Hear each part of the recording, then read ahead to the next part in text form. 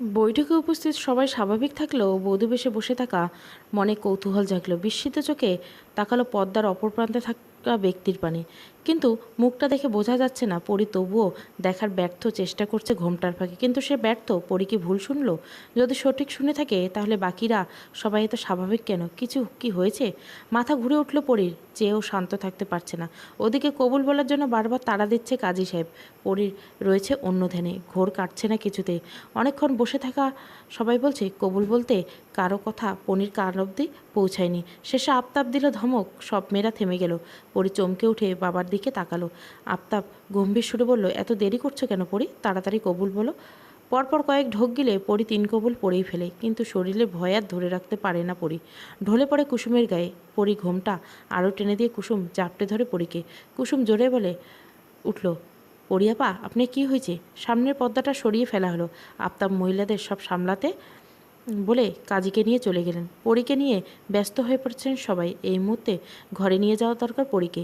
বৈঠকে থাকা মহিলাদের থাকা সম্ভব নয়। মেয়ের খবর শুনে মালা দৌড়ে এলেন। কয়েকবার ডাকলো পরীকে, কিন্তু পরী সাড়া দিল না। সায়ের এখনও আগের মতো অবস্থায় বসে আছেন, দৃষ্টি তার নত অবস্থায়। মালা সায়েরকে আদেশ দিলেন পরীকে নিজের ঘরে নিয়ে আসতে। আদেশ পেয়ে সায়ের উঠে দাঁড়ালো। হাত বাড়িয়ে কোলে তুলে নিলেন তার সদ্য বিবাহিত স্ত্রীকে। তারপর অন্দরে পা ফেলেন। অনেকগুলো বছর পর এই প্রথম আফতাব ব্যতীত কোনো পুরুষ অন্দরে পা ফেলেছে। কুসুম আগে গিয়ে পরীকে ঘর দেখিয়ে দিল। সিঁড়ি বেয়ে দোতলার একেবারে কোণার ঘরটা পড়ে পালঙ্কের উপর পরীকে শুইয়ে দিয়ে সায়ের কক্ষ ত্যাগ করলো। কুসুম আর মালা রইল সেখানে।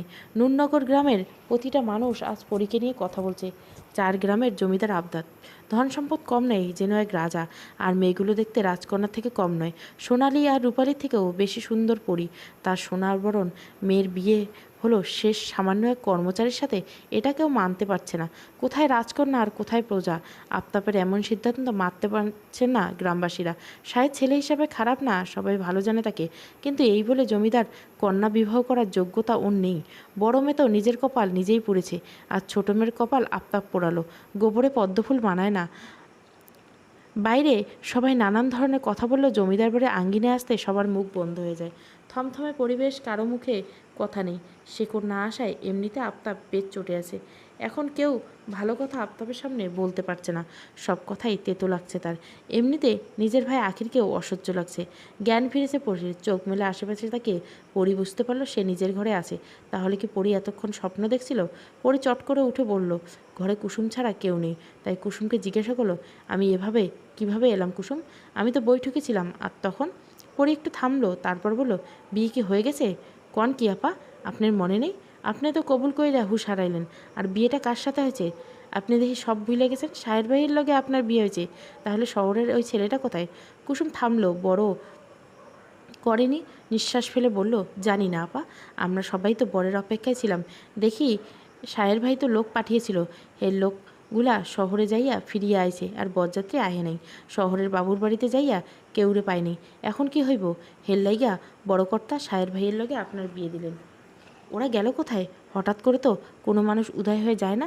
কি জানি, গতকাল তো সাহের ভাই সহ আরও মানুষ যাইয়া দেখা করিয়া আইছে। এখন কই গেছে কে জানে। তো একখান কথা কই, শহরের পোলাটা আমার ভালো লাগেনি। এর লগে বিয়া হয় নাই, শকুর করেন। হেগরু নিয়ে ভাববেন না। কোথায় যাইব?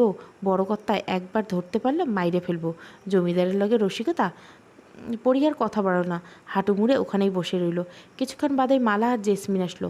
মালা কুসুমকে বলে পরীকে কাপড় গুছিয়ে দিতে বলে। পরি বলে উঠলো, কাপড় গোছাবো মানে? আমি কোথায় যাব? শ্বশুর বাড়ি। পালং থেকে নেমে পরি বলল, কিন্তু আম্মা, উনি তো আমাদের এখানে থাকেন, আমরা এখানেই থাকি। মালা জবাব না দিয়ে কুসুমের সাথে পরির কাপড় গোছাতে লাগলো।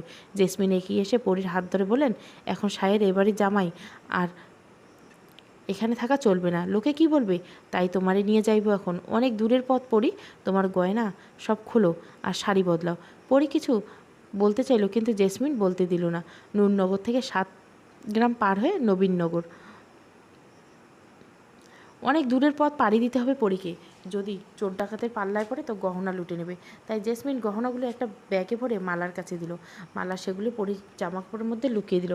মায়ের কথা মতো পরি বেনারসি খুলে সুতি শাড়ি পরল। মালা পরির মাথায় ওড়না পেঁচিয়ে নেকাব বেঁধে দিল। তারপর গায়ের চাদর জড়িয়ে দিয়ে বলল, চাদর খুলবি না, বাইরে ঠান্ডা অনেক। আম্মা, আমাকে বিদায় করার এত তাড়া আপনার?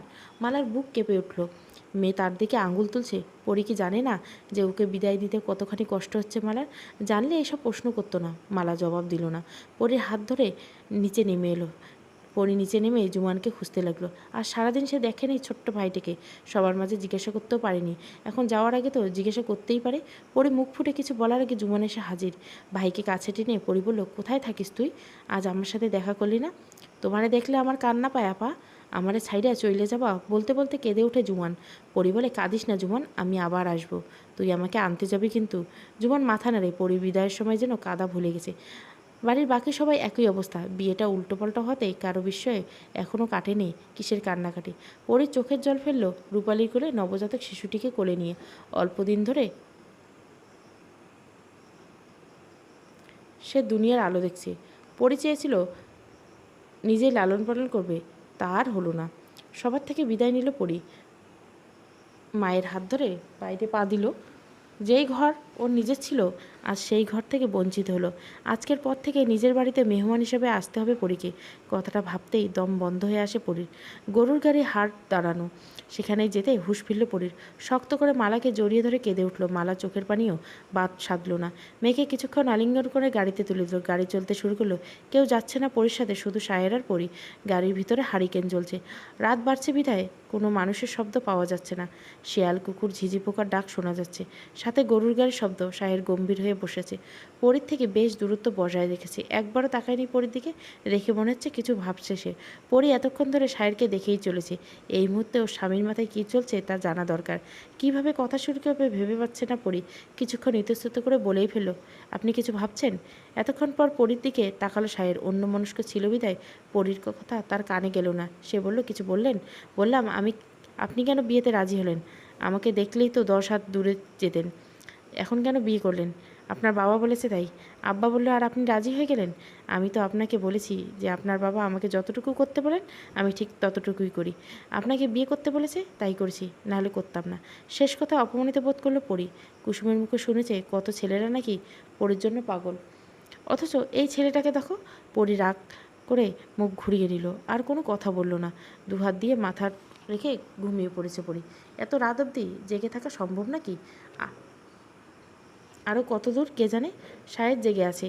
পরীর দিকে তাকিয়ে রইল এবার। এখনও মুখটা দেখা হলো না।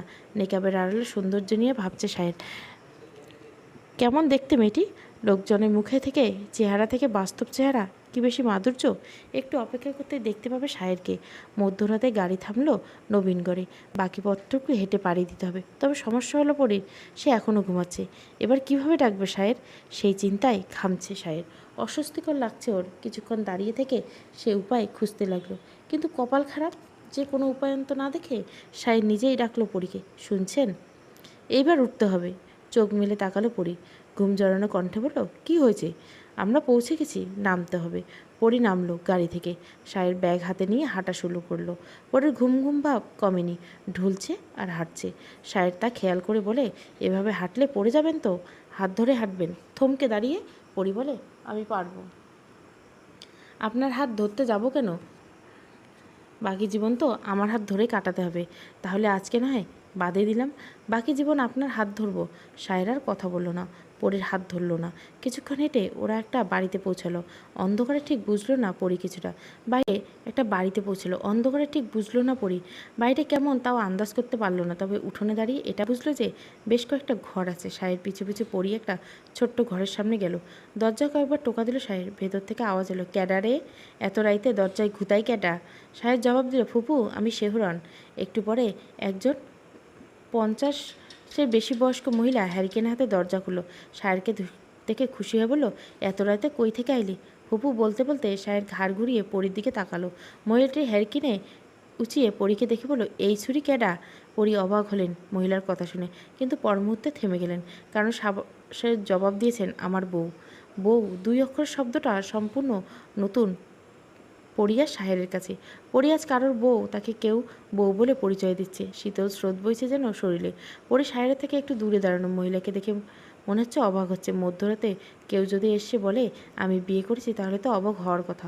মহিলাটা দরজা ছেড়ে বের হয়ে এসে পরীর সামনে ধরল, হারিকেনের মুখের উপর ধরে দেখার চেষ্টা করলো। তারপর বলল, হ্যাঁ রে শেহরান, তুই মজা করছিস নাকি?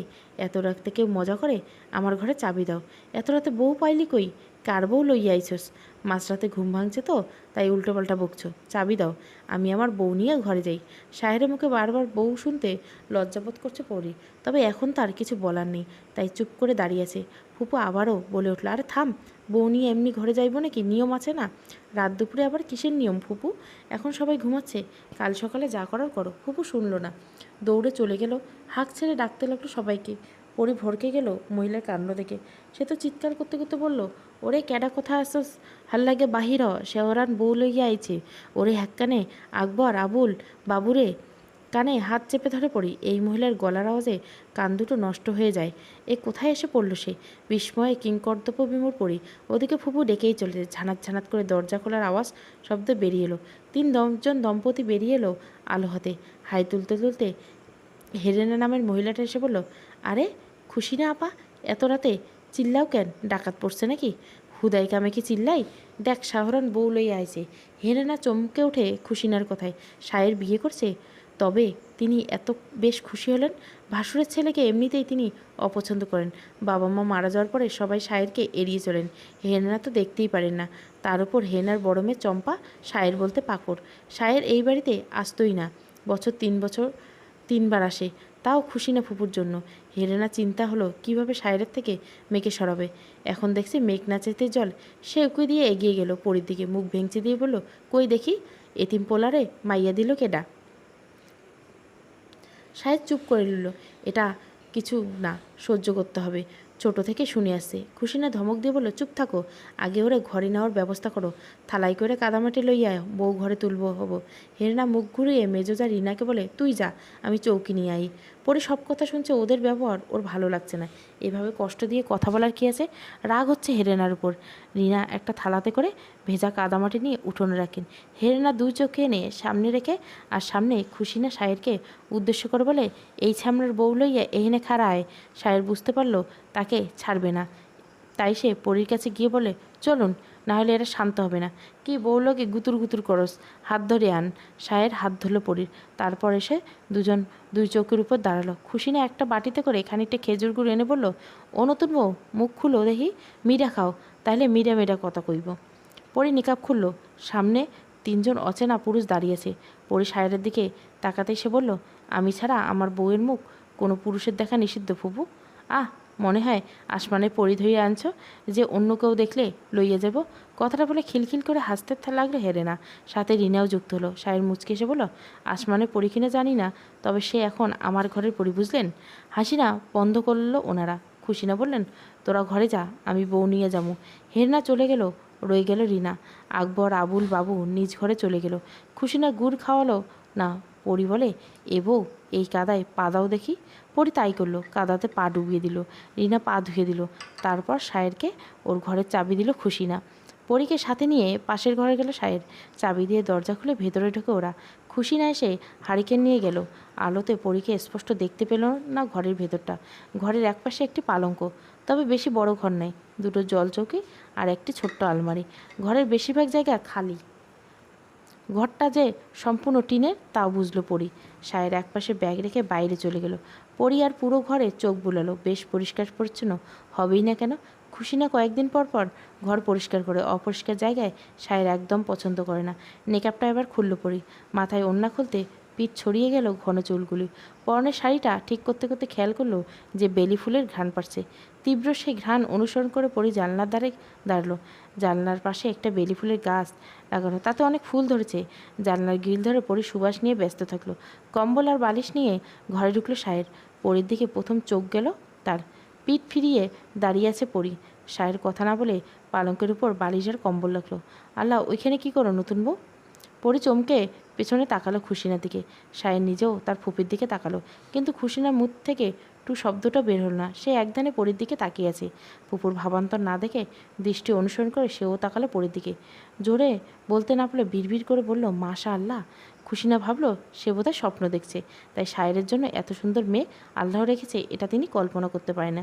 পরের দিকে দৃষ্টি রেখে এগিয়ে গেলেন, থুতনিতে হাত রেখে বললেন, আমার শেহরান এত সুন্দর বউ আনছে, চাঁদের লাহান চেহারা।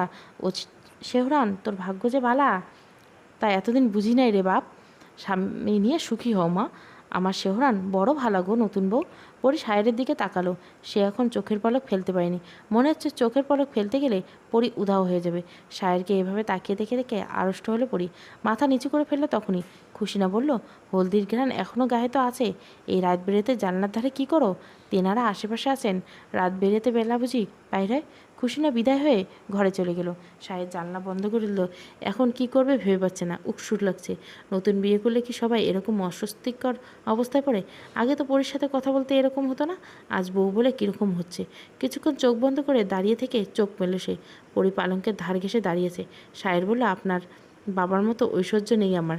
জানি না আপনাকে ঠিক কতটা ভালো রাখতে পারবো, তবে আপনাকে ভালো রাখার সব রকমের চেষ্টা করব। এখন ঘুমিয়ে পড়ুন। পালঙ্কের উপরে উঠে বসে পড়ি, কম্বলটা গায়ে জড়িয়ে নিয়ে শুয়ে পড়ল সে। কিন্তু সায়ের জলচৌকিতে বসে রইল। পরি ভাবলো, বাকি রাতটুকু কি সায়েরকে ওভাবে কাটাবে?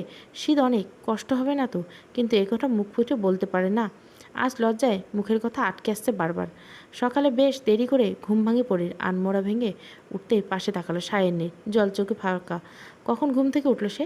পালঙ্ক থেকে নেমে বাইরে যেয়ে থেমে গেল। না জানি বাইরে কতজন পুরুষ আছে, পরিরাত যাওয়া হলো না, তাই চুপ করে বসে রইল। কিছুক্ষণ পর একদল মহিলা এলো ঘরে। মহিলা চট করে দাঁড়ালো ওনাদের দেখে। মহিলাগুলো পরীকে হা করে তাকিয়ে এলো। একজন বলল, আমাগো শেহরানের কপাল গো, মেলা সুন্দর বউ পাইছে। শেহরান রে ধৈর্য আনতো দেখি, পাশে খাড়ায় কেমন দেখায়। হ্যাঁ তো কামে ব্যস্ত গো, বউ লুকাইতে বেড়া দিচ্ছে, কলপারে বেড়া দিচ্ছে, আর এখন নিজের ঘরের পাশে বেড়া দিতেছে। সুন্দর বউ বলে কথা। দুজন মহিলা হাসতে হাসতে বের হয়ে গেল। একটু পর তারা সায়েরকে টেনে হিঁচড়ে ঘরে নিয়ে এলো, ধাক্কা দিয়ে পরীর দিকে পাঠিয়ে দিল। সায়ের কোনো রকমে পরীর গায়ে পড়া থেকে বাঁচলো। নিজেকে সামনে নিয়ে এসে পরীর পাশে দাঁড়িয়ে বলল, তোমরা এখন যাও তো, অনেক কাজ আছে এবার। হাসির তোর যেন বাল্য সবার। একজন বলল, বুঝেছ তো, বউ লইয়া এখন একলা থাকতে চাই, তা ভালা কইরে কইতেই পারো। একজন ধাক্কা দিল পরীকে, পরি গিয়ে পড়লো সায়েরের উপর। পরবর্তী ধাক্কা ধাক্কাকে সায়ের এক হাত পরীকে জড়িয়ে ধরে ঘুমিয়ে এনে বলল, তোমরা যাবে? এত রসিকতা আমার বউ পছন্দ করে না, যাও তো। হাসি তামাশা করতে করতে সবাই চলে গেল। সায়ের এখনও পরীকে আগের মতোই ধরে রেখেছে। খেয়াল হতে সায়ের সরে দাঁড়ায়। ক্ষমা করবেন, আপনাকে বাঁচাতে আপনাকে ছুতে হয়েছে, আর কখনো হবে না। আসলে ওনারা মজা করছিলেন, কিছু মনে করবেন না। পরে ঠায় দাঁড়িয়ে রইল সেখানে। সায়ের পরীকে নিয়ে কলপাড়ের দিকে গেল। পরে দিনের আলোতে চারিদিক বুলাতে লাগলো। সায়ের তার ছোট্ট ঘরের চারপাশে টিনের বেড়া দিয়ে ফেলছে ইতিমধ্যে। এত কাজ সে করলো কখন? নিশ্চয় অনেক ভোরে ঘুম থেকে উঠছে। তখনই আবার মনে পড়ল, কাল তো শেষ প্রহরে ঘুমিয়েছিল, তাহলে সায়ের নিশ্চয়ই জেগেছিল। এসব ভাবতে ভাবতে কলপাড়ে গিয়ে হাত মুখ ধুয়ে নিল। বাইরে আসতে এসে দেখলো সায়ের গামছা হাতে দাঁড়িয়ে আছে। পরি আসতে গামছা এগিয়ে দিল। পরিও মুখমণ্ডল মুছে নিল। তখনই দুটো মেয়ের আগমন ঘটল। চম্পা দৌড়ে এসে জিজ্ঞেস করলো, শেহরান ভাই, আপনি বিয়ে করেছেন? হ্যাঁ করছি। চম্পা আর কিছু কি জিজ্ঞাসা করার আগে চোখ পড়ল পরির উপর। পরিও চম্পার চোখে চোখ রাখে। মেয়েটাকে বেশ শৌখিন মনে হলো পরির। চুলগুলো বেনুনি করা, চোখে গাঢ় কাজল দেওয়া, আর ঠোঁটে লিপস্টিক। বোঝাই যাচ্ছে মেয়েটা সাজগোজ করা পছন্দ। কিন্তু হঠাৎ মেয়েটার চোখ দুটো ছলছল করে উঠল। কিছু বোঝার ওঠার আগে পেছনের মেয়েটা এগিয়ে এসে বলল, শেহরান ভাই, কত সুন্দর নতুন ভাবি, আসমানে চাঁদের মতো। তা কেমন আছো ভাই, মেলা দিন পর আইলা? ভালো আছি, তুই কেমন আছিস? খুব ভালো আছি। চম্পা দৌড়ে চলে যায়। তা দেখে চামেলি হেসে গায়, আপায় কষ্ট পাইছে ভাই, তোমার লাইগা কত রুমাল সেলাই করছে, আর তুমি বিয়ে করে আনলা। চামেলি হাসতে লাগলো। পরি অবাক হয়ে গেল। মেয়েটার কষ্টের কথা বলছে আবার হাসছে, আজব। সাহের চামেলিকে ঘরে যেতে বলে নিজেও পরীকে নিয়ে ঘরে গেল। পরীর সামনে কি বলবে? পরি এখন কি ভাববে? বড্ড সহজ সরল চামেলি, কথা বলতেই হাসে। সুখ দুঃখ সব কিছুতেই ওর হাসি থামে না। সকাল গড়িয়ে দুপুর, দুপুর গড়িয়ে রাত হয়ে গেল। পরি এতক্ষণে ঘরের বাইরে ছোট্ট উনানে বসেছিল। এমনি এমনি নয়, খুশি না আপু এক গাদা মহিলাদের সঙ্গে পরীকে সাক্ষাৎ করেছে। বিরক্ত হলো, চুপ হচ্ছে পরীর। ইচ্ছে করছে ছুটে ঘরে চলে যেতে, কিন্তু পারছে না। সন্ধ্যা হয়ে আসছে বিদায় খুশি না পরীকে ঘরে যেতে বলল। ঘরে আসতে পরি দেখলো সায়ের ঘুমাচ্ছে। কাল রাতে একটুও ঘুমাই নেই সে, দুপুরে খেয়ে ঘুমাচ্ছে।